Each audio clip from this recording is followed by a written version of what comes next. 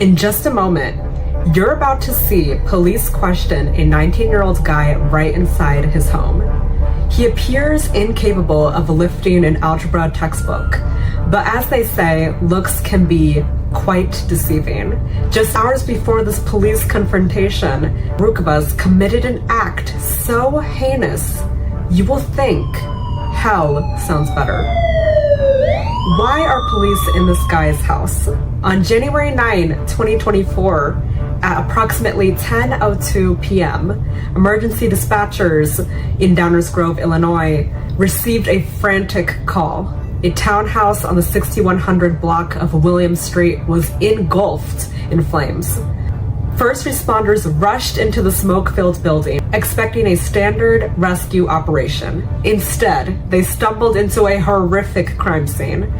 In the master bedroom, firefighters discovered the body of 30-year-old Eliza Morales. She had not died from the smoke or the flames.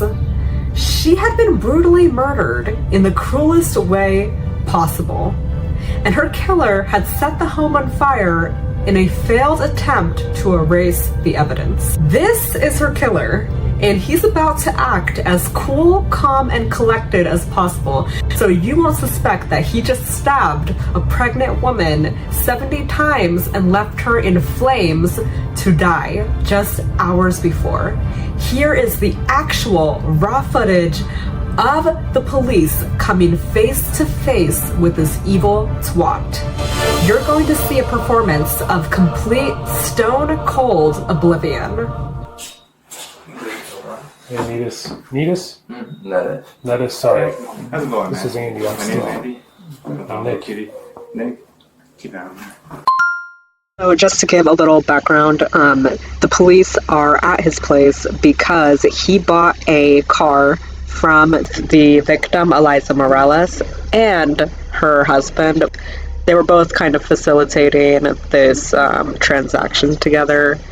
And because this large transaction was executed via the Facebook marketplace, it was very easy for detectives and investigators to follow the digital footsteps of Nedas, and police noticed the car meetup between Nedas and Eliza eerily overlapped with the time she is murdered. We will now see the raw body cam footage showing police directly probing Nedas on his whereabouts around this critical time period.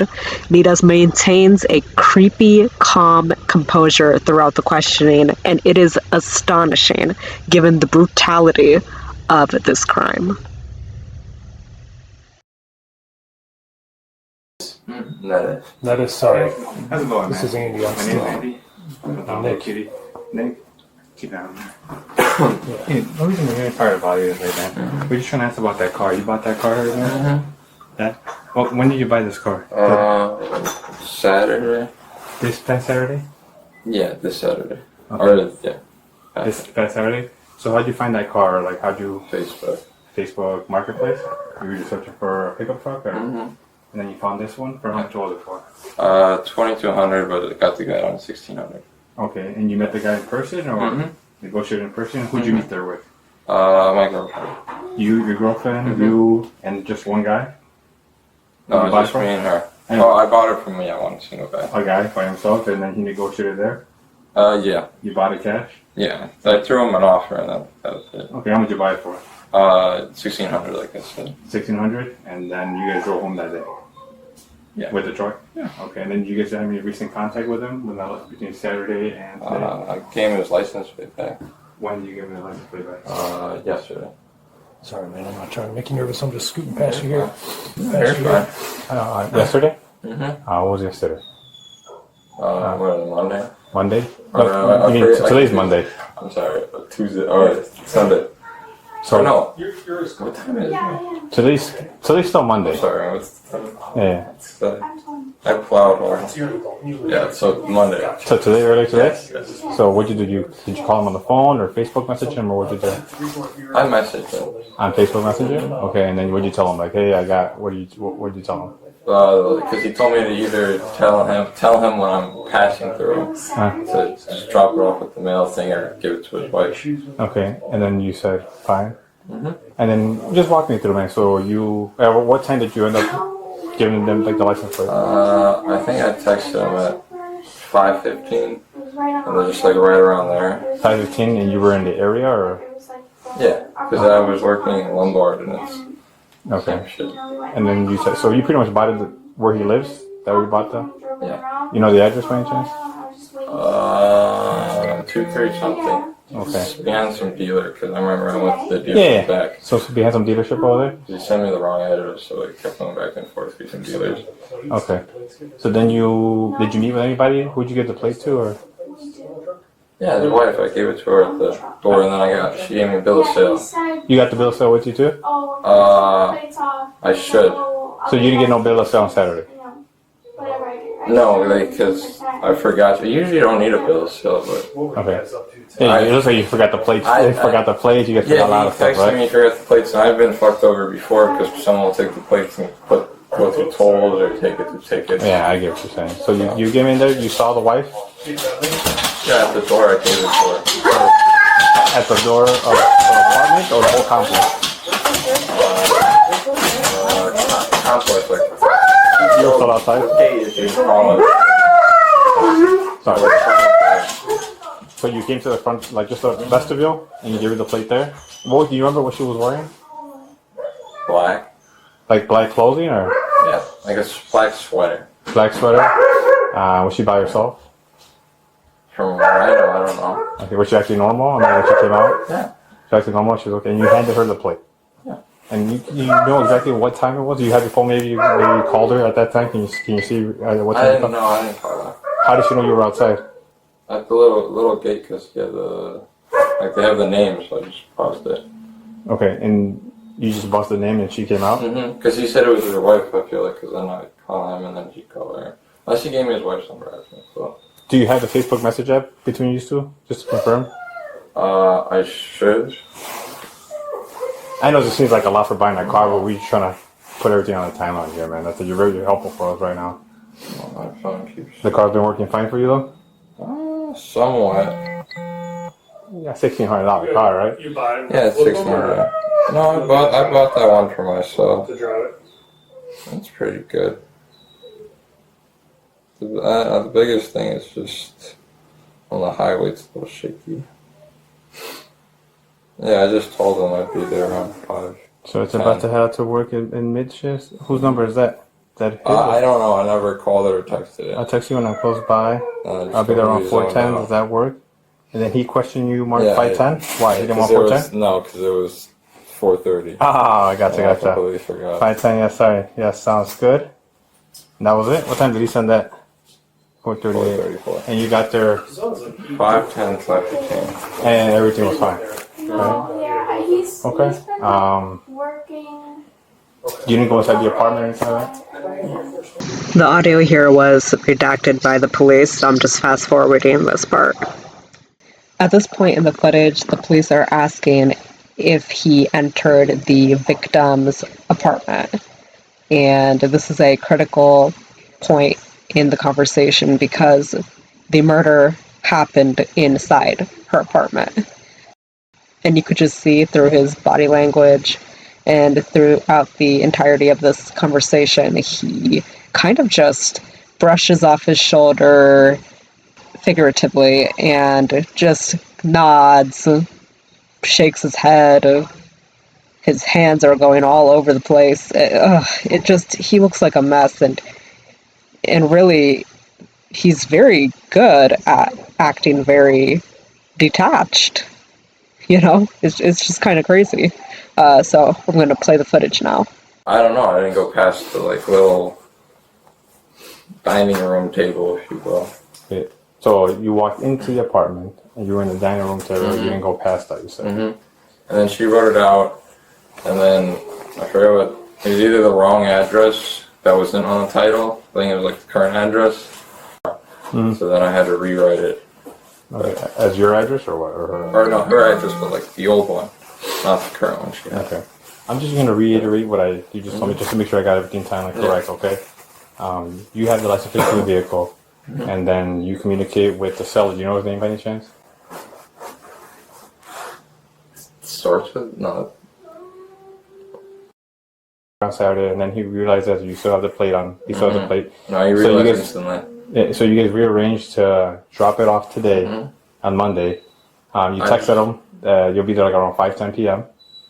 So you walk over there to the address, and then you ring the bell, and then a female comes out. You never met this female before in the past? No, he told me to be it. He told his wife would be there. So his wife lets you in. And then you guys both walked up. Did you guys go? Where's the apartment at? Do you remember? Is it? It's the furthest one in the back.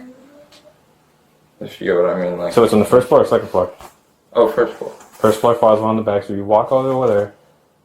You get in just into the dining room area, right? And did she go somewhere else, or you don't see her anymore for a while, or did you go to a room? And she goes to like I don't know which room, but like just past like the bend in her house, like the corner, and then she gets the piece of paper, and then she comes back, and then she writes it all out, and then I tell her that I want the different address, and she goes back and writes it all out again. Okay, how does she seem to you? Is she normal? Does she seem panicky or anything like that? No. Oh, was there anybody? You said there was nobody else in the house? No. Was there any pets? A dog with like a sweater. A dog with a sweater? What kind of sweater was it? Black. Black sweater? I don't know. Dog was fine? Yeah.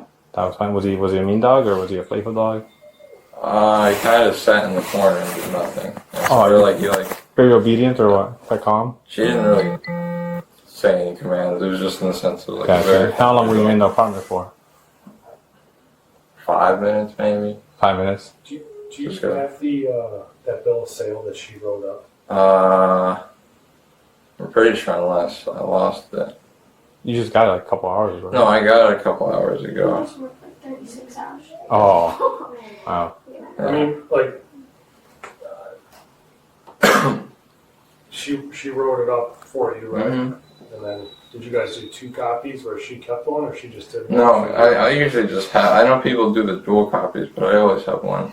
But 99% of the time, they don't ask me for a bill of sale. It's just the one time because of the tax purposes, I assume. Yeah, and I'll tell you straight up front here, if you paid $1,600 and you wrote on the bill of sale $500 or $1, we don't give a shit about that. Really? No, I don't care about that. But do you have the paperwork that she filled out, or that, whatever you came up with? I don't care what the amount was, or if it's, says you bought it for $100. No, I didn't know that. We're not the tax police today. Okay. So, but we're just trying to connect the dots here. So, I want to let you know, though, that there was a fire at that building. Are you aware of that? No. No. So we're just trying to figure out what all's going on. So. Okay. What is that, the red tape for? Oh, that's not Oh, right. it's just cuff? No, yeah. Yeah. I thought it was like a red tape, right? Same thing. Gotcha. Was there coldness? You got anything in your hands? Right? No, there's salt at work, so. Salt at work, okay. So, Where's the bill of sale, you think? Is it somewhere in your room or in the truck? I would assume it's in one of my clothes, but is it cool if we look for it, or you look for it? I can try looking We're just, for it, yeah. like I said, we're just trying to come Oh, up I with understand. what the heck happened. At this point in the footage, the police are becoming highly skeptical of Nedas' story and Nedas' timeline. They request that he provide the bill of sale in order to verify the timeline and then verify the details of his story. And you could see over here, he just looks very kind of hesitant. When the police mentioned they're going to go find it, he's like, oh no, I'll just go get it. It's as if he's kind of like hiding something inside his house, maybe some evidence or whatever. But surely at this point, we as viewers can see that the police are highly suspicious of Nedas, because he keeps acting just so nonchalant and so like matter of fact, but it's just like, no, you just brutally murdered a woman, stabbed her 70 times, and then put her house on fire because you wanted to cover up the fact that you killed her. You wanted it to look like she died of natural causes. And let's just keep it 100. So we're going to see the rest of the footage of how this all unfolds, and it's going to be kind of crazy.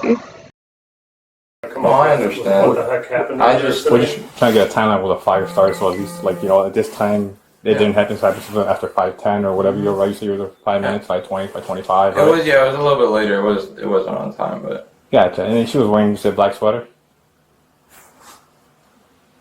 Yeah, black sweater, like a thin black sweater. Okay. I don't know. What would your closing be? Is it over there for the bill of sale? Yeah, I could look at it. I have the pants. Yeah. You want to go? Yeah. Appreciate it, man. Bring it Thank over. you. You do snow removal then? I do painting with snow removal in the winter. Gotcha. This, and these, but don't have anything. I usually throw everything away once I come back. It's always a little soft and. Why'd you have to get the bill of sale though? You needed that for the. It's just when I go to the DMVs, I've had problems before where they won't let me register the car. I don't know the exact reason. So I said I didn't know that you pay less or you don't actually pay less. My brother's always told me that you pay less. I think there's always like a threshold. I think that's what I'm Yeah, saying. there's always And then threshold. If it's under a certain amount, You pay that. it's like a flat rate. As long as you didn't pay like 20 grand. Like, then after that, it's like 10% or. But that's not good then if we lost it already. At this point in the footage, Nedas appears to fail in producing the bill of sale because it just looks like he pulled out some random clothes. I don't know if those are the actual clothes he wore when he committed the murder, but he appears to just fumble around with the pockets and he doesn't like pull anything out. So maybe I feel like maybe the bill of sale story was a lie. And that's why police were so fixated on the bill of sale, because it could, if it was real, if it was a true story, it could have corroborated the timeline of events. But if he was lying, then yeah, he is very guilty for lying. Only guilty people can lie. Another thing to note is, at this point in the video, it looks like everybody is just wrapping everything up, but this is actually just the beginning for Nedas. One of the policemen gets a phone call. You could see him kind of walking towards the door through the mirror, and he's picking up, and it kind of sounds like they are instructing the police to just handcuff this guy, because they probably most likely found irrefutable or circumstantial evidence, so they just immediately get ready to handcuff him. And it's kind of so funny because he just kind of goes, the policeman kind of goes behind the scenes, just pulls out his handcuffs and just quickly just handcuffs him. And Nedas doesn't even sound so confused or shocked. I think he, in the back of his head, he expected this. Because, come on, why wouldn't you? Really thought you were going to get away with this.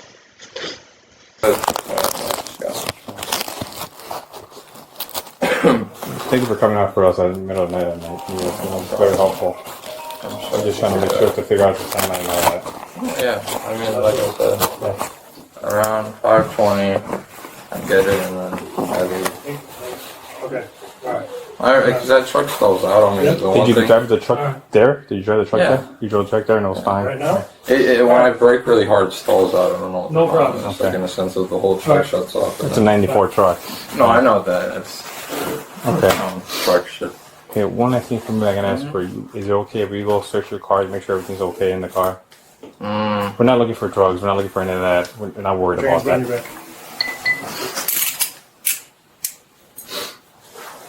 You're under arrest, okay? For what?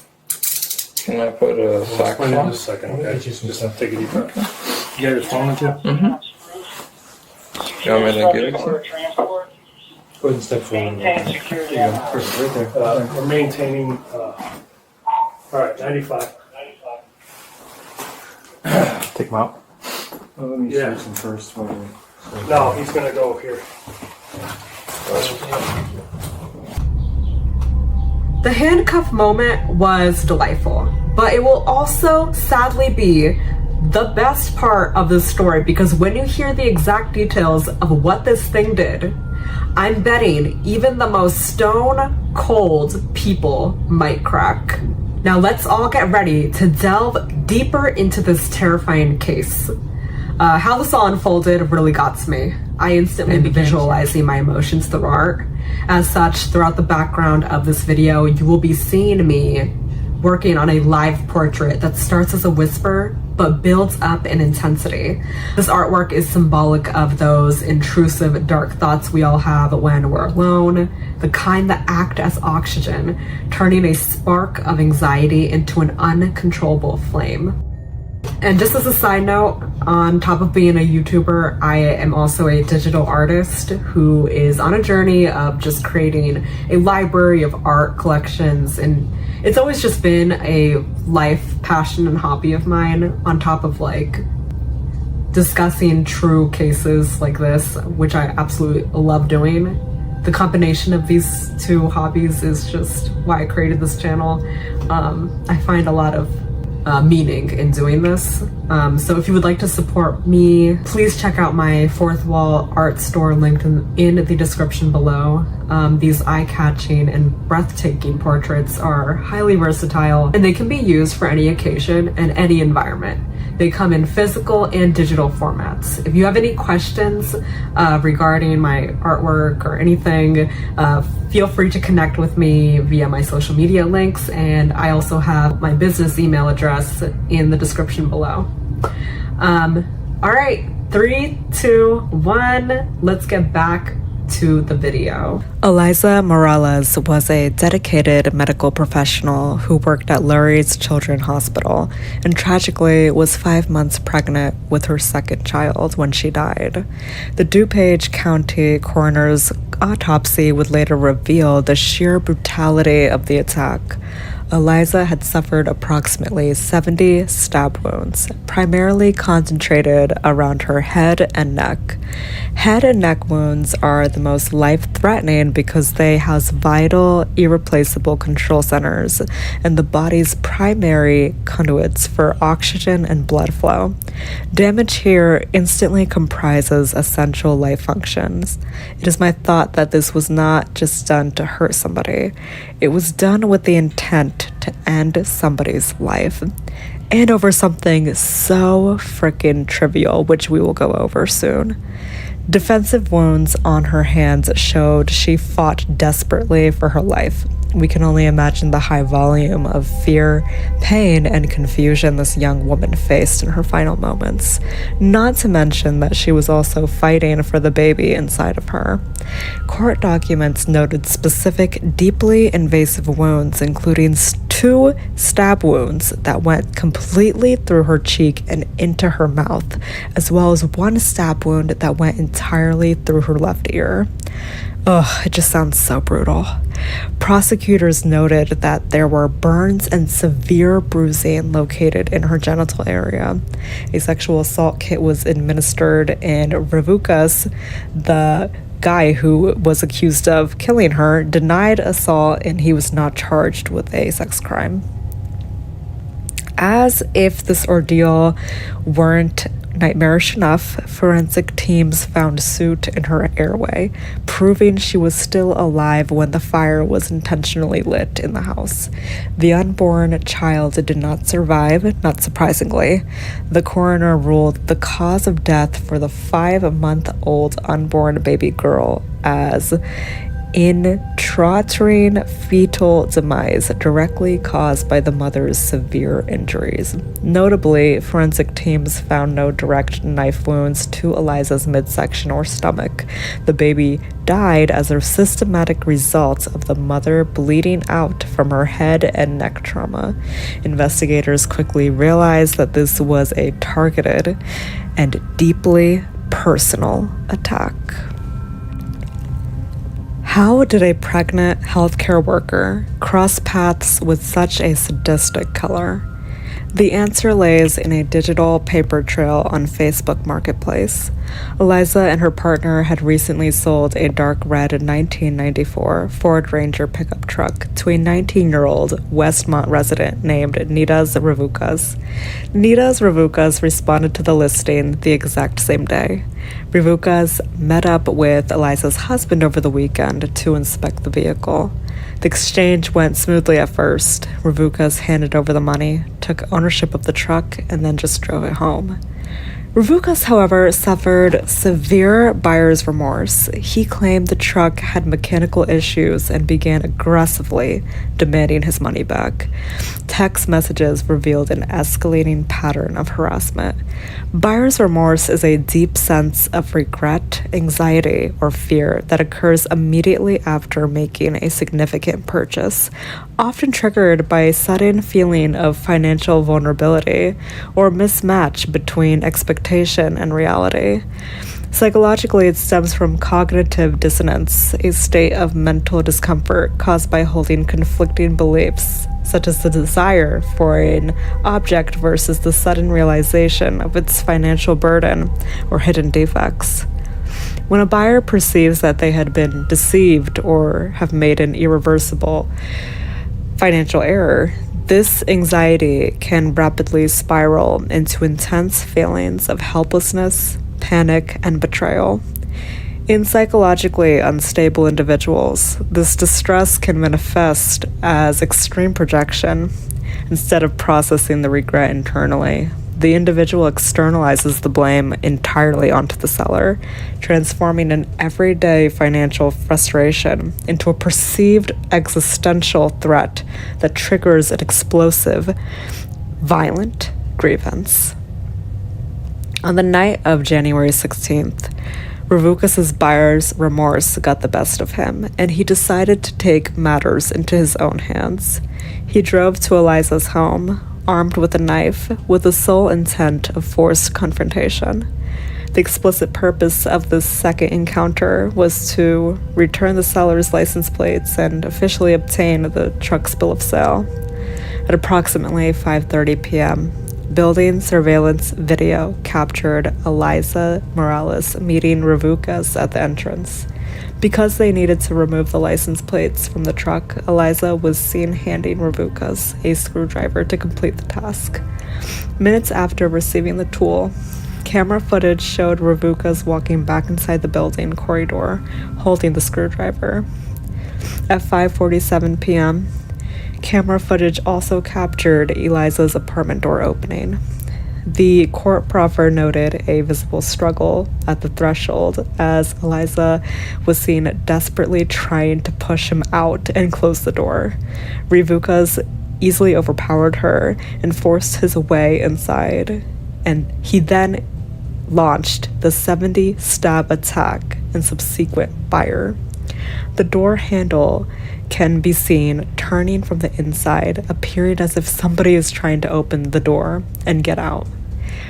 And we can assume that was Eliza. Like, you can imagine how scary this whole thing is for her. Oh my God. And approximately 10 minutes later, Nedas starts a fire in the home and smoke is seen rising out of the apartment. Investigators determined that the fire had two separate points of origin. The kitchen stove and the front door both accelerated to consume the home very quickly. Nedas Revuckas fled the scene before firefighters could arrive, and they arrived at 6:09 p.m. to discover the victim. He left a mountain of evidence behind, thankfully. Cell phone tower data placed his phone at the crime scene during the exact window of the murder. Surveillance footage also captured his vehicle pulling into a nearby Home Depot parking lot shortly after the fire was reported. In the store's dumpster, detectives recovered a treasure trove of evidence: blood-stained gloves, the murder weapon, and even Eliza's stolen hospital identification badges. The attack took place in a span of less than 30 minutes. Another gruesome detail is that the victim's elderly pit bull named Azula escaped through a sliding door during the fire and was taken to an animal hospital after being found stabbed between her eyes. Remarkably, she survived her severe injuries and was released back into the care of Eliza's husband. An investigation was launched, and law enforcement located Revuckas at a home with his girlfriend after noticing the Ford Ranger in their driveway. During an interview with investigators, the suspect reportedly confirmed that he had been at the apartment, but claimed that he had left through the main doors. Police said Revuckas later confessed to murdering Eliza after investigators discovered bloody clothing within the residence. Prosecutors said that the suspect also admitted to starting the fire inside the apartment. According to a proffer in court, quote, the defendant was upset about the condition of the dark red 1994 Ford Ranger pickup truck that he had purchased and decided to take out his frustration on Eliza. The defendant got into a fight with Eliza, and the defendant said that during the fight, Eliza mentioned that she was pregnant, end quote. Morales was the mother of a 2-year-old as well, who was thankfully not present at the time of the attack, according to the reports. Revuckas was subsequently arrested and charged with the following, according to police. First-degree murder with the intent to cause death or great bodily harm, first-degree murder, forcible felony, armed robbery, first-degree murder, forcible felony, aggravated arson, intentional homicide of an unborn child, armed robbery, aggravated arson, and aggravated cruelty to animals. The suspect was taken to DuPage County Jail. During his arraignment in DuPage County Court, Revuckas pleaded not guilty to all 7 counts of first-degree murder, intentional homicide of an unborn child, armed robbery, aggravated arson, and aggravated animal cruelty. Assistant State Attorneys Lee Revuckas announced that the state will officially seek extended term sentencing. Because the murder was deemed exceptionally brutal and heinous, if convicted, Revuckas will face natural life in prison without the possibility of parole rather than the standard 20 to 60-year term. While in jail, there are reports of Revuckas committing self-harm, probably due to the immense psychological response after committing such a brutal act, or others can argue he's doing it for attention. Just one day after a judge denied him pre-trial release, for example, jail guards discovered Revuckas in his housing cell suffering from severe critical self-inflicted injuries. He was rushed to the hospital and later returned to the DuPage County Jail. During his subsequent court date, he had to be wheeled into the courtroom. He was wearing a combination cervical collar, a back brace, and a plaster cast on his left wrist. I honestly think he's trying to garner sympathy. There's got to be something mentally wrong going on upstairs, if you know what I mean. Revuckas' defense attorneys have filed subpoenas against the DuPage County Sheriff's Office demanding all medical treatment logs, suicide watch records, and monitoring data related to how he managed to harm himself in the first place while in custody. Investigators were able to solve this case in under 6 hours, primarily because the suspect was immediately identifiable through the digital footprint of the Facebook Marketplace truck transaction, which provided detectives with his name, communication logs, and home address from the very start. The investigation was further accelerated by the high-definition hallway surveillance footage that clearly captured the suspect's movements, detailed confession from the suspect during police questioning, and community tips from neighbors.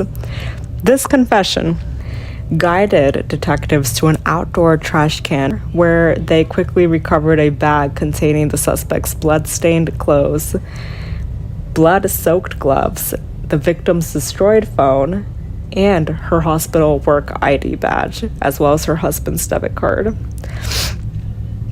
Less than 24 hours later, Westmont police located and arrested Nedas Revuckas. When brought into the Downers Grove police interrogation room, his behavior shocked seasoned detectives. Despite facing charges of first-degree murder and intentional homicide of an unborn child, Revuckas was chillingly calm. When questioned, he openly admitted to the crime, detailing his rage over his Facebook Marketplace truck deal. His total lack of remorse or urgency painted the picture of a cold, calculated perpetrator. His aura reminds me of Fatima Mirzan, which is a case that I covered on this channel a while back, That girl was so devoid of any human emotion. She killed her own sister over a fake online boyfriend, and she did not shed a single tear during the interrogation. The DuPage County State's Attorney Robert Berlin immediately filed a petition to deny pre-trial release, calling the crime an act of sheer brutality. Nedas Revuckas remains held in jail, thankfully, facing a lifetime behind bars without the possibility of parole. A young mother, her unborn child, and a family's peace were shattered over a used car dispute. A chilling reminder of how online transactions can sometimes spiral into a real-world tragedy. The reality of this case is quite stark. Hopefully the court ensures he faces the maximum sentence, a life where he has nothing but time to reflect on the misery he caused. Justice is rarely swift, but with the evidence that we've laid out today, it's the only outcome that makes sense. I wanted to capture the weight of this investigation visually, so I've been working on a new piece of art that reflects the core of what we've uncovered here. You can find the high-resolution version of this work and the rest of the collection over at my Fourth Wall store. Every piece there supports me and allows me to keep digging into new and unique cases. That's the best way you can support me. Also, you can support me through the Buy Me a Coffee link. Thank you for being part of this deep dive. I'm Logistics, and stay tuned for more interesting content. For those wondering about the shade that I have on my lips, I'm wearing the Maybelline Baby Lips pH version, which basically when you apply it to your lips, it changes into a pink tone based on your natural pH level. I don't know all the science behind it, but it's so natural and so pretty. It has become my favorite natural chapstick / lipstick to apply. And it's very versatile. You can wear it for any occasion, honestly. I'm naturally light tan, so I gravitate towards these muted pinks and roses. They strike the right balance for my skin tone, and I've included in the description if you want to check it out. It just helps support my channel as well.